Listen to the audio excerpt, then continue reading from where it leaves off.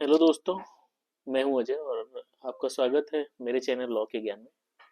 और आज हम एक्चुअली डिस्कस करने वाले हैं रिगार्डिंग वुमेन प्रोटेक्शन लॉज के बारे में। सोसाइटी की सबसे वल्नरेबल सेक्शन वुमेन्स होती हैं, ऐसा माना गया है और हैं भी। तो इनके प्रोटेक्शन के लिए एक्चुअली गवर्नमेंट बहुत कुछ करती है। और मेरा पर्पस है कि जो वुमेन्स हैं उनको उनकी राइट के बारे में अवेयर करना, ताकि जब भी उन्हें कोई स्थितियां आए तो वो इन लॉज का यूज करके अपना राइट क्लेम कर सके। और अवेयर रहे, कम से कम ये तो अवेयर रहे कि हाँ उनके पास ये राइट्स हैं और जरूरत पड़ने पे वो इन राइट्स को यूटिलाइज कर सकती हैं for their physical, mental, personal, economical, sexual wellbeing के लिए। ठीक है। तो इसके रिगार्डिंग सबसे पहला लॉ अगर हम देखें तो protection of the women from the domestic violence act 2005 का है। इसका मेन पर्पस क्या है कि जितनी भी वुमेन्स हैं उनको डोमेस्टिक वायलेंस जो होता है घरों में, डोमेस्टिक वायलेंस उनके साथ किया जाता है क्योंकि वो जनरली प्रोन होती हैं, वो अपना घर छोड़ के दूसरे के घर आई होती हैं। तो ये बहुत इम्पॉर्टेंट है कि उनको एक प्रोटेक्शन दिया जाए ताकि वो भी एक अच्छी लाइफ जी सके। ठीक है। तो इसके रिगार्डिंग में गवर्नमेंट ने डोमेस्टिक वायलेंस एक्ट 2005 पास किया, जिसका मेन पर्पस है protect the women from the physical, उनको फिजिकली प्रोटेक्ट करना, वर्बली उनके इमोशनल एस्पेक्ट को प्रोटेक्ट करना, उनके सेक्सुअल नेचर को प्रोटेक्ट करना, उनका इकोनॉमिकल एब्यूज, अगर जो भी इन सारी चीज़ों का फिजिकल, वर्बल, इमोशनल, सेक्सुअल और इकोनॉमिक एब्यूज अगर इनका विद इन हाउस होल्ड हो रहा है तो उस पर्पज से उनको प्रोटेक्ट करना। और यही एक लॉ है, यही लॉ है जो कि हमारे यहाँ जो लिविंग इन रिलेशनशिप है उसको प्रोटेक्ट करता है। ठीक है। इसमें क्या होता है, जब भी किसी के साथ डोमेस्टिक वायलेंस का केस हो तो वो या तो कोर्ट अप्रोच कर सकते हैं, पुलिस के पास भी अप्रोच कर सकते हैं, या हर जिले में डोमेस्टिक वायलेंस के रिगार्डिंग एक प्रोटेक्शन अफसर डिटेल होता है, वो प्रोटेक्शन अफसर को रिपोर्ट कर सकती हैं, या बहुत सारी एनजीओ इसके इस पर्पज में वर्क करती हैं, एनजीओ को रिपोर्ट कर सकती हैं। वो इंटर्न मतलब कोर्ट को, अगर प्रोटेक्शन अफसर को है तो वो कोर्ट को इन्फॉर्म कर देंगे, एफआईआर करने के लिए बोल देंगे। ठीक है। तो वो आपको प्रोटेक्शन प्रोवाइड करेंगे। अब इसमें प्रोटेक्शन क्या क्या मिलता है, प्रोटेक्शन ऑफ रेजिडेंस ऑर्डर, मतलब आपको रहने का प्रोटेक्शन दिया जाता है। आपको प्रोटेक्शन ऑर्डर दिया जाएगा कि फर्दर आपके साथ डोमेस्टिक वायलेंस नहीं हो। मॉनेटरी रिलीफ दी जाएगी, मतलब आपको कोई अगर मॉनेटरी कंपनसेशन की ज़रूरत है, मतलब आपको पैसे की ज़रूरत है, तो उसको उसको प्रोवाइड कराने के लिए पास करवाया जाएगा ऑर्डर। आपका बच्चे का कस्टडी का इशू है तो उसको भी सॉल्व कराने की कोशिश की जाएगी और आपको इवन इंटरिम कंपनसेशन भी दिया जाएगा। अब जो भी व्यक्ति इस लॉ को नहीं मानते हैं तो उसका इसके लॉ के वायलेशन का जो प्रोटेक्शन ऑर्डर को नहीं मांग रहे हैं तो उनको 1 साल की सजा हो सकती है और 20,000 रुपए का फाइन होगा, जो section 31 of the DV act में दिया गया है। जनरली ये जो प्रोसीडिंग्स है वो सिविल नेचर की होती है। फिर भी अगर आप कोई भी व्यक्ति इसके इसमें कोर्ट के ऑर्डर को नहीं मानता है तो जो कंटेम्प्ट ऑफ कोर्ट की प्रोसीडिंग है उनके खिलाफ चलाई जा सकती है। ठीक है। आई होप कि आप समझ गए होंगे। दूसरा लॉ दूसरा लॉ है sexual harassment of the women at the work places, prevention, prohibition and redressal act 2013 का है। इसमें ये एक्चुअली इस लॉ का पर्पस क्या है कि जो लेडीज हैं या जो औरतें हैं जो किसी वर्कफोर्स में एम्प्लॉयड है, तो जो उनका वर्किंग प्लेस है उनको भी सेफ इन्वायरमेंट प्रोवाइड करना, ताकि वो भी सही ढंग से अपना जो ड्यूटी है उसका निर्वहन कर सकें, प्लस अपने आप को भी सेफ रख सकें। तो उसी के रिगार्डिंग जो sexual harassment of the women at work places act पास हुआ है 2013 का, protection and prohibition and redressal. Prevent भी किया जाएगा, रोका भी जाएगा, प्रोहिबिट किया जाएगा किसी को करने से, और उसका रिड्रेसल भी दिया जाएगा। एक्चुअली इस एक्ट का पर्पस क्या है, prohibit the sexual harassment in work places, मतलब जो भी वर्क प्लेसेस है उसमें सेक्सुअल हरासमेंट को प्रोहिबिट करना, जो सेक्शन 354A ऑफ आईपीसी में दिया गया सेक्सुअल हरासमेंट के डेफिनेशन में। ठीक है। Mandate an internal complaints committee in organisation with 10 और मोर एम्प्लॉय, अब इसमें मैंडेट करता है कि जो भी तुम्हारा एम्प्लॉय फोर्सेज हैं या जहाँ पे एम्प्लॉय वर्क करते हैं किसी एम्प्लॉयर के अंडर में, तो उसका पर जहाँ अगर लेडीज़ भी इसमें इन्वॉल्व है, तो हर उस जो एम्प्लॉयर है या जो कंपनी है उसको एक इंटरनल कंप्लेंट कमेटी फॉर्म होगी करनी होगी रिगार्डिंग जो भी इन्वेस्टिगेशन हो सेक्सुअल हरासमेंट केसेस का, उसको इन्वेस्टिगेट करना, उसको रेड्रेसल दिलाना। ठीक है। Define the sexual harassment as unwelcome physical contact. वही 354A का जो डेफिनेशन है इसमें दिया गया है, अनवेलकम फिजिकल कॉन्टेक्ट मतलब कोई भी फिजिकल कॉन्टेक्ट जो कि अनवेलकम हो। सेक्सुअली कलर्ड रिमार्क्स आप किसी के ऊपर पास कर रहे हैं, या सेक्सुअल फेवर मांग रहे हैं, या उन्हें पोर्नोग्राफी दिखा रहे हैं without their will, and any other unwelcomed behaviour of the sexual nature, कुछ भी है। आप अनवेलकम फिजिकल कॉन्टेक्ट इस्टेब्लिश करना चाहते हैं जो कि सेक्सुअली ओवरचर्ड से है, सेक्सुअली कलर्ड रिमार्क्स दे रहे हैं, उनसे सेक्सुअल फेवर मांग रहे हैं, या उनके विल के अगेंस्ट उनको पोर्नोग्राफी दिखा रहे हैं। इसमें पनिशमेंट क्या है फॉर एम्प्लॉयर? जो भी फेल होता है उसको फाइन अप टू 50,000 रुपीज, और रिपीटेड ऑफेंस के लिए cancellation of the business licence. ठीक है। और जो भी आईपीसी के प्रोविजन सेक्शन 354A का जो पनिशमेंट है वो 1 to 3 years है, इम्प्रिजनमेंट एंड फाइन, या तो दोनों हो सकते हैं। ठीक है। मतलब दो चीजें हैं, एक तो उसको 50,000, अगर एम्प्लॉयर है तो 50,000 का उसको कंपनसेशन देना पड़ेगा, अगर रिपीटेड कर रहा है तो उसका बिजनेस कैंसिल हो जाएगा, और 1 से 3 साल की उसे इम्प्रिजनमेंट होगी। कोई भी व्यक्ति है जो सेक्सुअल हरासमेंट का केस कर सेक्सुअल हरासमेंट की एक्टिविटी करता है। ठीक है। अब सेक्सुअल हरासमेंट में क्या आता है? Unwelcome physical contact with sexual Overture and उसके बाद सेक्सुअली कलर्ड रिमार्क्स हम जो देते हैं, सेक्सुअल फेवर मांगते हैं, फोटोग्राफी दिखाते हैं विल के खिलाफ। ये दोनों लॉ समझ में आ गया आपको। नेक्स्ट है हमारा डाउरी प्रोहिबिशन एक्ट 1961 का। डाउरी इंक्लूड कैश प्रॉपर्टी और द वैल्यूएबल गिफ्ट। ठीक है। कैश भी हो सकती है, प्रॉपर्टी भी हो सकती है, वैल्यूएबल गिफ्ट होते थे जो कि या तो डिमांड की गई है या दी गई है, कब? Due before marriage, during marriage, या आफ्टर मैरिज के दौरान। ठीक है। डायरेक्ट और इनडायरेक्ट दोनों ही डाउरी इलीगल है। ठीक है। अब इसमें डाउरी देना ही नहीं, लेना भी, दोनों चीज, गिविंग और टेकिंग डाउरी दोनों ही पनिशमेंट है with minimum 5 years of imprisonment and fine up to 15,000 rupees, or the value of the dowry whichever is higher. इसमें क्या है कि 5 साल की तो जो डाउरी लेता है और जो देता है दोनों ही लोग पनिशमेंट के बागी होते हैं। 5 साल की तो उनको सजा होगी, प्लस जो 15,000 के रुपीज या जो डाउरी का अमाउंट है जो ज्यादा है, मतलब अगर डाउरी का अमाउंट ज्यादा है तो डाउरी उतना आपको फाइन पे करना होगा। ठीक है। डिमांडिंग डाउरी अगर आप मांग रहे हैं तो up to 2 years of imprisonment and fine up to 10,000 rupees. ठीक है। केवल एक तो लेना और देना, मतलब मैं ले रहा हूँ और आप दे रहे हैं तो वो पनिशमेंट है, और एक मैं मांग ही रहा हूँ, मगर मांगना है, मगर डिमांड कर रहे हैं उसमें 2 साल की सजा है, और लेना और देना अगर ले लिए और दे लिए तो 5 साल की सजा है। ठीक है।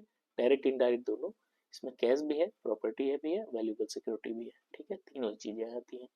तो डायरी प्रोहिबिशन एक्ट 1961 आप समझ गए होंगे।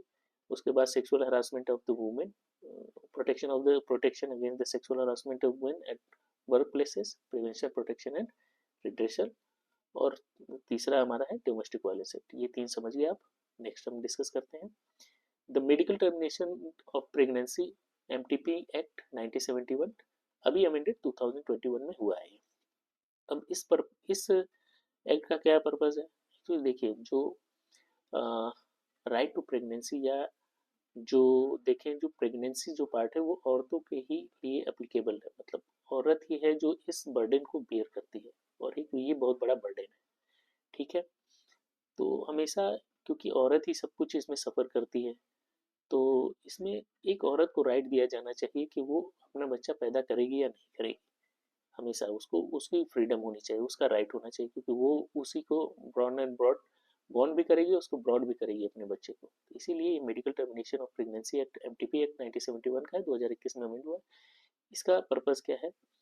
Allow the abortion up to 24 weeks under the medical advice, previously 20 weeks. मतलब पहले क्या था कि 20 वीक तक के बच्चे को आप मेडिकल एडवाइस के बाद आप उसको अबॉर्ट कर सकते हैं, या तो आप वो बच्चा क्या हो, रेप विक्टिम का बच्चा हो, या तो वो बच्चा किसी फिजिकल या मेंटल एबनॉर्मलिटी से सफ़र कर रहा हो, जिसका बच्चे पैदा होने के बाद सही नहीं है, मतलब उसका ज़िंदा रहना सही नहीं है और लाइफ टाइम उसके आपके लिए बर्डन होंगे, या वो खुद की लाइफ भी नहीं अच्छे से जी पाएंगे। ठीक है। तो ऐसी परिस्थिति में औरत को राइट दिया जाता है कि पहले क्या था, 20 वीक तक मेडिकल एडवाइस या मेडिकल जो एक्सपर्ट पैनल है उसके रिकमेंडेशन पे टर्मिनेट कर सकती थी, लेकिन अब वो 24 वीक्स तक हो गया। 24 वीक्स तक अगर अब वो कर सकती हैं, तो ये किसके लिए, रेप और इंसेस्ट विक्टिम। ठीक है। अबॉर्शन और अलाउड बियॉन्ड 24 वीक्स। अगर कोई रेप और इंसेस्ट विक्टिम है तो उनको 24 वीक्स के बाद भी हम अलाउ करेंगे। ठीक है, क्योंकि वो अनवांटेड है, वो हमेशा आपको एक मेंटल अगनी देता रहेगा बच्चा वो। अब जो 20 वीक तक हमेशा सोली डिसीजन मेकिंग लेडीज का होगा, मतलब 20 वीक तक अगर बच्चे को, अगर आपको अबॉर्ट करना है तो आपका सोल डिसीजन रहेगा, आप अबॉर्ट कर सकते हैं। 20 के बाद अगर है तो हमेशा 20 से 24 के बीच में आप हमेशा जो मेडिकल एक्सपर्ट पैनल है उसके एडवाइस के बाद ही होगा। अब ये अगर कोई ऐसा काम करता है, मतलब अगर एबॉर्शन करता है जो कि इस पर्पज से ना हो, तो अगर कोई perform without a women consent, अगर अगर कोई एबॉर्शन करवा देता है वुमेन के कंसेंट के बिना, मतलब कोई है कि वुमेन का कंसेंट नहीं लिया और चोरी छुप के उसके बच्चे को, उसको दवा दिलाने ले गए किसी और रीजन से, बट उसका वहाँ अबॉर्शन करवा दिया, तो उसको 10 साल की सजा है और फाइन भी है। और if performed beyond the legal limit up to 7 years imprisonment and fine। अगर जो भी 24 वीक्स है बियॉन्ड उसके उस लिमिट के बात करा दी तो वो 7 साल की सजा है उसमें। ठीक है। नेक्स्ट है हमारा इक्वल रिम्यूनरेशन एक्ट 1976। एक्चुअली जो ये है कि same everyone must be get the equal remuneration irrespective of his sex. ठीक है, मतलब जेंडर बेस्ड वेज डिस्क्रिमिनेशन हमारा नहीं होना चाहिए। अगर इक्वल वर्क अगर औरत कर रही है, मेन कर रहा है, वो इक्वल वर्क औरत कर रही है तो उसको भी सेम रिम्यूनरेशन होना है। इसमें अगर कोई एम्प्लॉयर वायलेशन करता है तो 10,000 की फाइन और 1 महीने की उसको जेल है। ठीक है। Prohibition of the child marriage act 2006। अब इसमें है कोई भी गर्ल जो कि 18 साल से कम है और कोई भी लड़का जो 21 साल से कम है, अगर उसकी शादी कराई जाती है तो वो क्या है, मैरिज वॉइडेबल है at the request of the minor with in 2 years of the attaining the adulthood. ठीक है। अब जब भी कोई अगर जो भी माइनर है, अगर किसी एक माइनर जैसे लड़का 21 साल का है, लड़की 16 साल की, अगर आपने शादी कर ली तो वो वॉइड मैरिज नहीं है, ये वॉइडेबल मैरिज है। ठीक है। अब जो वो लड़की 18 साल की होती है, मतलब 16 से 18 साल की हो, जब अपना 10 एज करेगी तो वो 2 साल के भीतर अपने मैरिज को वो वॉइड करा सकती है। ठीक है। और इसमें पनिशमेंट क्या है, इफ परफॉर्म और प्रमोटिंग चाइल्ड मैरिज, कोई भी तुम्हारा परफॉर्म करता है चाइल्ड मैरिज या प्रमोट करता है तो उसको 2 साल की सजा है और 1 लाख रुपए का फाइन है। और कोई भी मेल अबव 18 ईयर्स, अगर तुम्हारा कोई मेल है जो 18 साल से ऊपर है और शादी करता है एक माइनर गर्ल से, तो उसको up to 2 years imprisonment and fine है। ठीक है। कोई भी मतलब लड़का है जो कि 21 साल से मतलब 18 साल से ऊपर है और वो माइनर गर्ल से शादी करता है तो मतलब हमेशा ही ये पनिशमेंट का पात्र है। एक तो शादी भी वॉइडेबल हो जाएगी, मतलब वो साइड शादी को वॉइड करा सकती है और प्लस पनिशमेंट भी है आपको। ठीक है। मतलब ये इसका मेन पर्पस है कि चाइल्ड मैरिज को प्रोहिबिट करना, चाइल्ड मैरिज कर ही नहीं सकते आप। एक 18 साल से ऊपर का लड़का एक माइनर के साथ शादी नहीं कर सकता, अगर कर रहा है तो उसको 2 साल की सजा है, प्लस शादी तो वॉइड की जाएगी। प्लस दूसरा क्या है, अगर कोई प्रमोट करता है या परफॉर्म करवाता है, प्रमोट करता है तो उसको भी 2 साल की सजा है और 1 लाख का फाइन है। ठीक है। मतलब हमेशा एज लड़के का 18 से ऊपर होना चाहिए और लड़के का 21 से ज़्यादा होना चाहिए। ठीक है। तभी वो 21 साल या 21 साल से ज़्यादा होना चाहिए, तभी वो मैरिज वैलिड मानी जाएगी। ठीक है। अब हिंदू सक्सेशन अमेंडमेंट है 2005। ये ये अमेंडमेंट आया है, this give the equal inheritance right to the daughter in the ancestor property applies to the Hindus, Buddhist, Jain and Sikh. मतलब जो हिंदू के डेफिनेशन में आते हैं, हिंदू भी हैं, बुद्धिस्ट भी हैं, जैन भी है और सिख भी हैं, इनको डॉटर्स जो हैं उनकी एंसेस्ट्रल प्रॉपर्टी में उनको राइट दे दिया गया, इक्वल राइट 2005 के बाद दिया गया है। Refusing a daughter's legal inheritance can be challenge in the court. अगर कोई रिफ्यूज करता है तो मतलब जैसे घर के जो एंसेस्टर प्रॉपर्टी उसमें कोई लड़की भी अब लड़के के बराबर हिस्से के मालिक हो गई, वो भी मांग सकती है। अब अब indecent representation of the women prohibition act 1986, ये क्या करता है, prohibit the indecent representation of the women in the advertisements, books, films and any other media. अब देखिए क्या है, जो indecent representation of the women prohibition act 1986 का इसका मेन पर्पस है कि किसी वुमेन को जब हम रिप्रेजेंट कर रहे हैं तो हमें इनडिसेंटली उसे नहीं करना है, चाहे कोई भी एडवर्टाइजमेंट हो या कोई बुक्स का कवर हो या फिल्म का कवर हो, क्योंकि decency is very much his privacy, his dignity, sorry her dignity. तो उसकी डिग्निटी अगर हम कुछ उसका इनडिसेंट रिप्रेजेंटेशन कर रहे हैं, ऑब्ससीन इमेजेस उसके पब्लिश कर रहे हैं, तो ये एक पनिशेबल ऑफेंस है, इसमें 2 साल की सजा होती है और 20,000 रुपए का फाइन है, और सब्सिक्वेंट ऑफेंस कर रहे हैं तो 5 साल की सजा और 10,000 रुपए की फाइन। अब क्रिमिनल लॉ अमेंडमेंट एक्ट 2013 का है, मतलब निर्भया केस के बाद जो भी रेप का जो परिभाषा, एक तो डेफिनेशन चेंज किया गया, दूसरा क्या है कि स्ट्रिक्टर पनिशमेंट का प्रोविजन किया गया, ठीक है।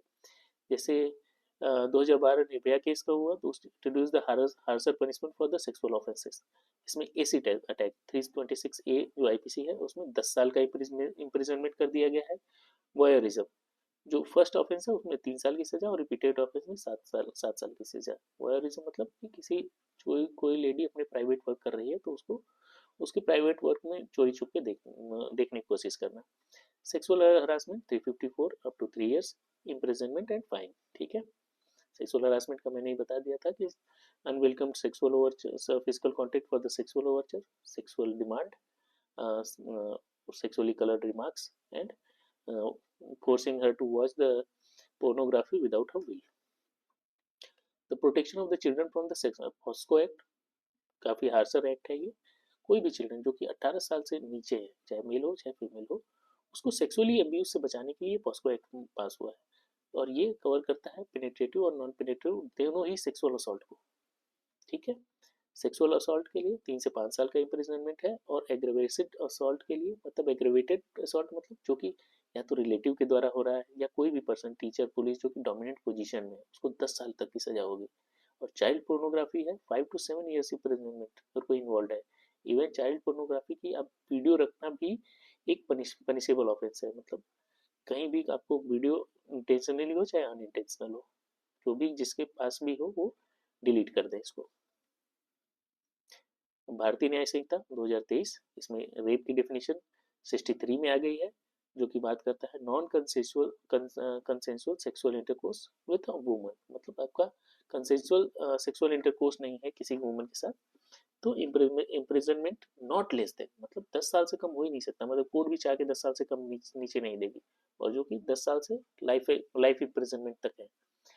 Rape minors, rape of the minors, अब माइनर कोई 16 ईयर से कम की लड़की है उसके साथ रेप करते हैं, 65 में दिया गया है, तो रिगोर 20 साल से कम पनिशमेंट नहीं दिया जाएगा, जो कि लाइफ तक होगा। विक्टिम अंडर 12 ईयर्स, तो एक तो 16 ईयर से कम की लड़की और एक 12 ईयर से कम, इसमें तुम्हारा 20 साल minimum plus life and death and fine, ठीक है। मतलब 16 साल से कर रहे हैं तो 20 साल मिनिमम, लाइफ तक एक्सटेंडेबल है, 12 साल से कम कर रहे हैं तो 20 साल मिनिमम, लाइफ और डेथ भी दिया जा सकता है एंड फाइन। गैंगरेप 66 में दिया गया है, ठीक है। तो 63 पे रेप की डेफिनेशन है, और 65 में 12 year and 16 year and 12 year की डेफिनेशन है, और सेक्शन 66 में गैंगरेप की डेफिनेशन है। जनरल प्रोविजन आरआई आपको मिलेगी रिगरस इम्प्रिजनमेंट 20 साल जो कि एक्सटेंडेबल लाइफ तक होगी, और फाइन इतना दिया जाएगा जो कि कवर करे विक्टिम के मेडिकल एक्सपेंसेस एंड उसके रिहेबिलिटेशन को भी, ठीक है। विक्टिम अंडर 18 ईयर्स, इम्प्रिजनमेंट अगर 18 साल से कम है और उसके साथ गैंगरेप होता है तो लाइफ, मतलब या तो इम्प्रिजनमेंट फॉर द लाइफ या डेथ पेनल्टी, इसके नीचे कोई पनिशमेंट नहीं। 18 साल से कोई लड़की, 18 साल से कम उम्र की लड़की के साथ अगर गैंगरेप होता है तो लाइफ इम्प्रिजनमेंट और डेथ पेनल्टी, यही है। माइनर के साथ 16 और 12 वाला है कहानी, 16 में आपको डेथ नहीं मिलेगा, 12 वाले में डेथ मिल जाएगा, मिनिमम 20 साल, और माइनर रेप का कर रहे हैं तो मिनिमम 10 साल से, ठीक है। भारतीय न्याय संहिता sexual intercourse by the deceitful means 169 नया, मतलब नया प्रोविजन है, इसमें कोई भी इंगेज करता है sexual intercourse by making the false promise, कोई भी व्यक्ति अगर आपको फॉल्स प्रॉमिस करके आपके साथ मैरिज करना चाहता, मतलब कि मैं आपके साथ मैरिज करूंगा, आपको एम्प्लॉयमेंट दूंगा या प्रमोशन दूंगा या अपनी आइडेंटिटी को कंसील करके आपके साथ सेक्सुअल इंटरकोर्स करता है, तो इसी को डिसीटफुल मीन्स करते हैं। इसमें मिनिमम मतलब अप टू 10 साल की सजा है और फाइन है। मतलब कोई आपके साथ भाई फ्रेंडली है और वो आपको प्रॉमिस करता है कि मैं आपको एम्प्लॉयमेंट दे दूंगा, आपको प्रमोशन दे दूंगा कंपनी में, या आपके साथ मैरिज करूंगा, या वो आपके साथ सेक्सुअल इंटरकोर्स करता है अपनी आइडेंटिटी को छुपा के, नाम कुछ और है बता कुछ और रहा है, कहीं रहता है कहीं और है पता कहीं और रहा है। तो ये 69 में आपको दिया गया है। ठीक है। Assault of the criminal force to outrage the modesty of women 74, वही 354 का जो ऑफेंस था वो 74 में आ गया। ठीक है। Using assault of the criminal force to outrage the modesty of women. ठीक है। इसके लिए imprisonment not less than 1 year, 1 से 5 साल तक की सजा। सेक्सुअल हरासमेंट वही 354 ए का 75 में आ गया है। ठीक है। इसमें punishment up to 3 years and a fine. उसके बाद आपका criminal assault of the criminal force with intent to disrobe, मतलब आपको वस्त्र निर्वस्त्र करने के लिए असॉल्ट और क्रिमिनल फोर्स का यूज किया जाता है। तो इसमें imprisonment not less then 3 years, जो कि 3 से 7 साल की सजा है। वॉयरिज्म में जो आपको मतलब वॉचिंग और capturing the image of the women engaging in private act, जो भी उनका है प्राइवेट एक्ट में अगर कोई लेडी इन्वॉल्व है उसमें अगर वॉच करने की कोशिश कर रहे हैं तो फर्स्ट कन्विक्शन में आपको 3 साल की सजा और अल्टरनेट मतलब सब्सिक्वेंट कन्विक्शन में 7 साल की सजा। ठीक है। तो अब जो एक तो 69 नया प्रोविजन है, मतलब कोई भी आपको फॉल्स प्रॉमिस करता है कि मैरिज करूंगा, एम्प्लॉयमेंट दूंगा, प्रमोशन दूँ करूंगा आपका, या आपका कंसील करता है आइडेंटिटी करके, तो उसमें 10 साल तक की सजा है। Outrage the 74 outrage the modesty of human, इसमें आपको 1 से 5 साल की सजा है। उसके बाद अनवेलकम सेक्सुअल हरासमेंट का केस जो हो गया, सेक्सुअल हरासमेंट के केस में आपको मिनिमम 3 साल की सजा है। ठीक है। और 3 साल मतलब अप टू 3 साल की आपकी सजा है। और आपको डिसरोबिंग ऑफ द वुमेन के लिए आपको इसमें 3 साल मिनिमम है और 3 से 7 साल तक की सजा है। ठीक है। स्टॉकिंग का हो गया सेक्शन 78 354 डी का सेम ऑफेंस है ये, following a woman and contacting her repeatedly despite the clear indication of the disinterest. मतलब जैसे कुछ लफंगे लोग होते हैं वो लड़कियों या औरतों को फॉलो करते हैं, और जो लड़की या औरत है वो क्लियर कट बोलती है कि नहीं मुझे मत फॉलो मत करो, अपना डिसइंटरेस्ट दिखाती है, फिर भी वो कर रहे हैं, तो ये स्टॉकिंग का ऑफेंस हो गया। ठीक है। और या तो उसके जो इंटरनेट या इलेक्ट्रॉनिक कम्युनिकेशन है जो वो कर रही है उसको वॉच करने की कोशिश करते हैं। तो इसमें फर्स्ट कन्विक्शन है तो अप टू 3 ईयर्स मतलब 3 साल तक की सजा हो सकती है, और सब्सिक्वेंट है तो ये 5 साल तक से हो गया। ठीक है। That's all from my side. Video अच्छी लगी हो, इंफॉर्मेटिव लगी हो, तो सबसे पहले काम करिएगा आप इसे शेयर करिएगा, और सारी जितनी हमारी लड़कियां हैं या हमारे जो औरतें हैं उनको अवेयर कराइएगा। बाकी उसके बाद अगर अच्छा लगे तो सब्सक्राइब भी कर लीजिएगा। Thank you very much.